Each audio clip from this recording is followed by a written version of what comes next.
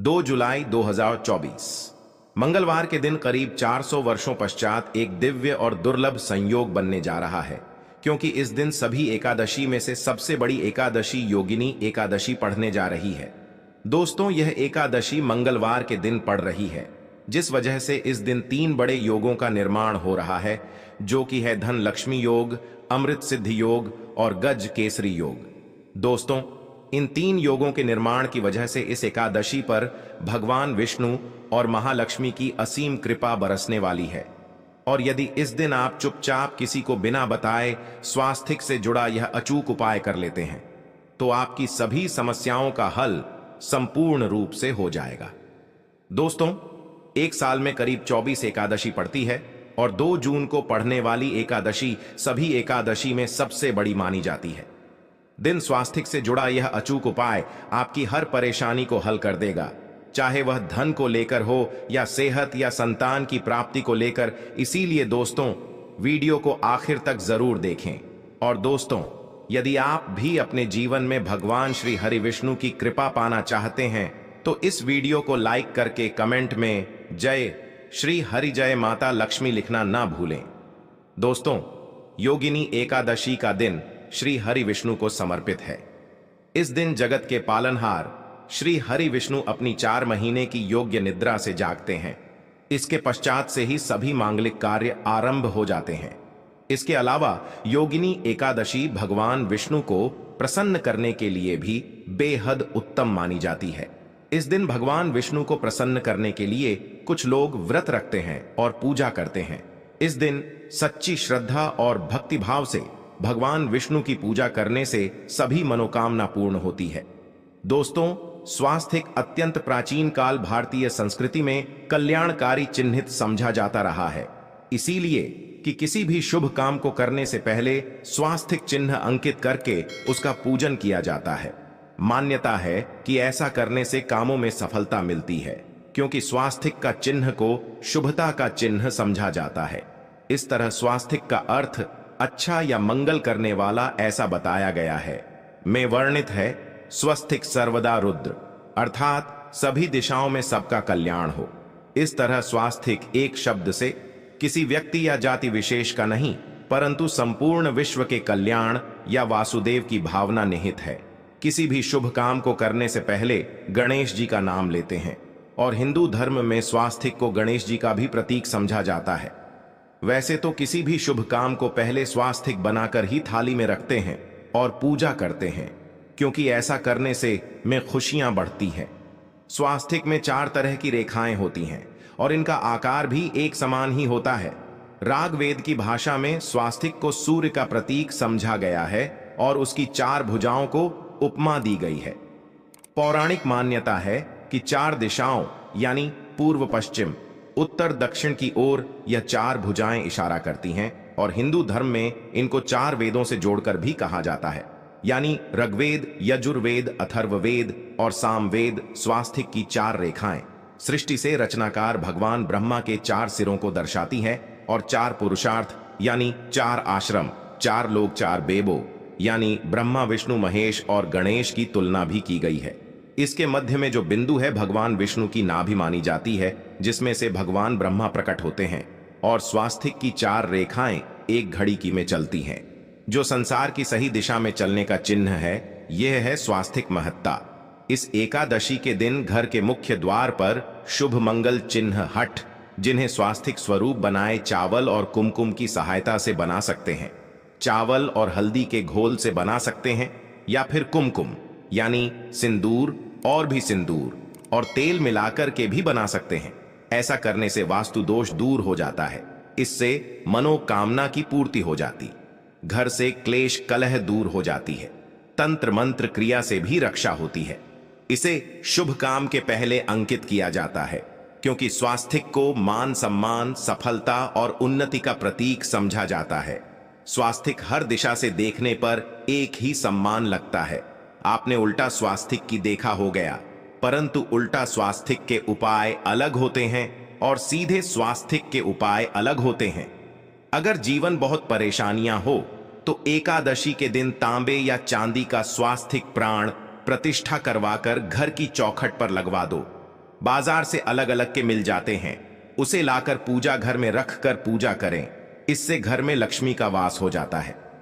लक्ष्मी प्राप्ति हेतु चांदी का स्वास्तिक नवरात्रों में भी लगाया जाता है, परंतु सबसे अच्छा है कि सिंदूर और घी या तेल मिलाकर के यह या फिर चावल और हल्दी के घोल से बना दें कि मुख्य द्वार पर स्वास्तिक बनाते आते हैं तो ज्यादा बड़ा मत बनाइए। 9 अंगुल से बड़ा बिल्कुल नहीं होना चाहिए। 3-4 अंगुल का बनाइए या उत्तम होगा। अगर आपके घर के सामने पेड़ या खंभा है तो वास्तु दोष उत्पन्न होता। ऐसे में वास्तु दोष के प्रभाव को स्वास्तिक रोकता है। स्वास्तिक का चिन्ह देवता को प्रसन्न करने के लिए खासकर बनाया जाता है। एकादशी तिथि पर आप थाली में या चौकी पर स्वास्तिक बनाकर उस पर मूर्ति करते हैं तो देवता प्रसन्न हो जाते हैं। आप चाहे तो घर के मंदिर में इष्ट देवता के पास स्वास्तिक का चिन्ह रख सकते हैं। तो दोस्तों, स्वास्तिक के कौन कौन से उपाय घर में लाते हैं, धन प्राप्ति करा आते हैं, जानते हैं इस वीडियो में। परंतु दोस्तों, उससे पहले आपसे रिक्वेस्ट करते कि वीडियो को लाइक जरूर करिएगा, दोस्तों को शेयर कर दीजिएगा। और अगर अभी तक आपने इस चैनल सनातनी ज्ञान टीवी को सब्सक्राइब नहीं किया है तो चैनल को सब्सक्राइब करके बेल आइकॉन जरूर दबाइए। दोस्तों, इस एकादशी पर मुख्य द्वार की दहलीज के दोनों तरफ स्वास्तिक का चिन्ह बनाकर दीजिएगा। और अगर अभी तक आपने इस चैनल सनातनी ज्ञान टीवी को सब्सक्राइब नहीं किया है तो चैनल को सब्सक्राइब करके बेल आइकॉन जरूर दबाइए। दोस्तों, इस एकादशी पर मुख्य द्वार की दहलीज के दोनों तरफ स्वास्तिक का चिन्ह बनाकर उसकी पूजा करें। स्वास्तिक पर चावल की ढेरी बनाएं और एक एक सुपारी रख दें। तो ऐसा करने से अपार धन की प्राप्ति होती है, कामों में सफलता मिलती है। इस एकादशी के दिन नहाने के पानी में तुलसी का पत्ता या बेलपत्र डालकर नहाए। यह स्नान के जल में जब आप बेलपत्र डाल देते हैं तो सभी तीर्थ स्थानों में स्नान करने सम्मान पुण्य फल आपको हासिल हो जाते हैं। आप चाहे तो कुशा घास भी डालकर नहा सकते हैं। एकादशी पर भगवान श्री हरि विष्णु जी के साथ ही महालक्ष्मी और भगवान शिव की पूजा करें। इस दिन इनके संयुक्त पूजन से आपके जीवन की सारी परेशानियां समाप्त हो जाती हैं। इस दिन आप अपने घर के पूजा स्थान पर एक में कुमकुम से स्वास्तिक बना लें। स्वास्तिक के ऊपर थोड़े से अक्षत और एक सुपारी रख दें। इसे 21 दिन तक वहीं रहने दें। बाद में सुपारी को उठाकर की मूर्ति के पास रख दें। 21 दिन तक यह बने रहने से आपके जीवन में कभी धन की कभी कमी नहीं होती। इस एकादशी पर आप यह उपाय कर लेंगे तो लंबे समय तक यह आपको लाभ देता रहेगा। पितरों की कृपा पाने के लिए भी स्वास्तिक काम आता है। इसके लिए स्वास्तिक का चिन्ह है घर के मुख्य द्वार के गोबर से बनाना चाहिए। इससे घर की सुख शांति बनी रहती है, पितरों की कृपा बरसती है। दोस्तों, कहा जाता है कि एकादशी के दिन पीपल की जड़ में अगर 1 लोटा जल में 1 चुटकी काले तिल और थोड़ी सी शक्कर डालकर जल अर्पित करें तो इससे पितृदेव की विशेष कृपा मिलती है और धन लक्ष्मी भी प्रसन्न हो जाती है। धन दौलत सुख समृद्धि यश मान सम्मान में वृद्धि होती चली जाती है। अगर आपकी कोई विशेष मनोकामना है, उस मनोकामना की पूर्ति के लिए आप एक विशेष उपाय कर सकते हैं। दोस्तों, कई बार लंबे समय तक हम किसी मनोकामना को लेकर चलते हैं, प्रयासों बाद भी पूर्ण नहीं हो पाती।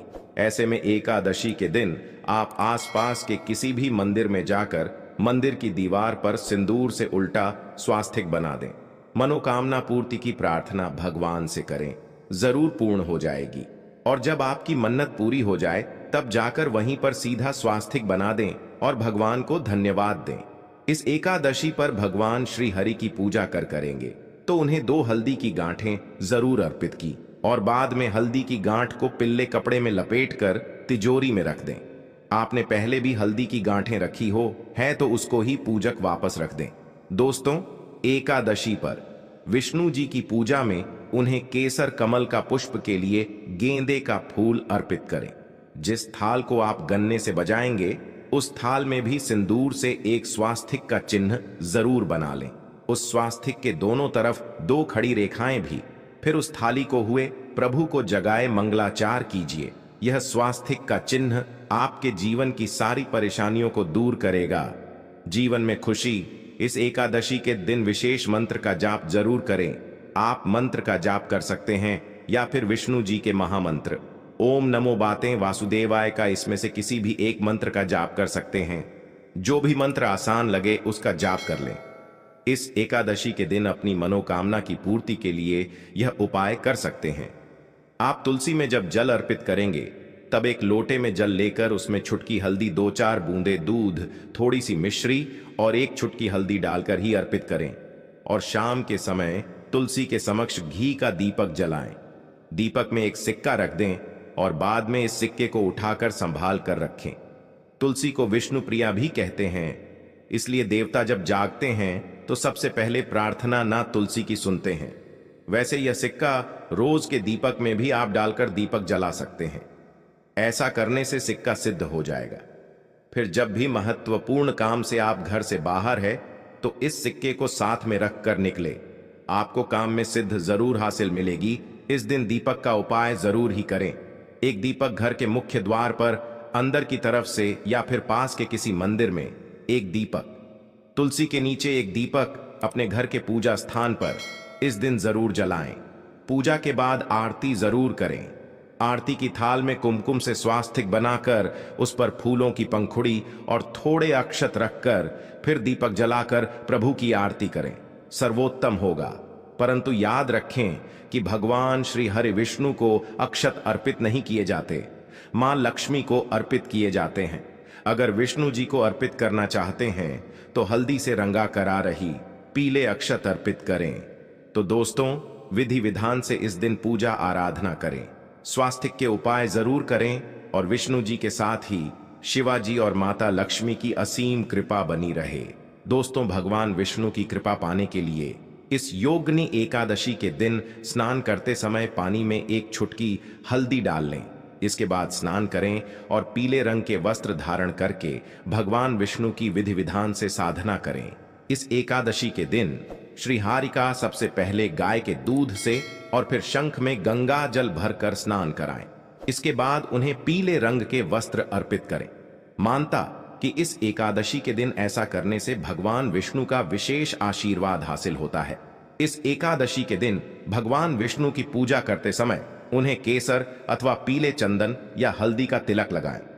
साथ ही साथ भगवान विष्णु के प्रिय पीले रंग के फूल और पीले फल चढ़ाएं। मान्यता है कि इस उपाय को करने से भगवान विष्णु शीघ्र ही प्रसन्न होकर भक्तों को मनचाहा आशीर्वाद देते हैं।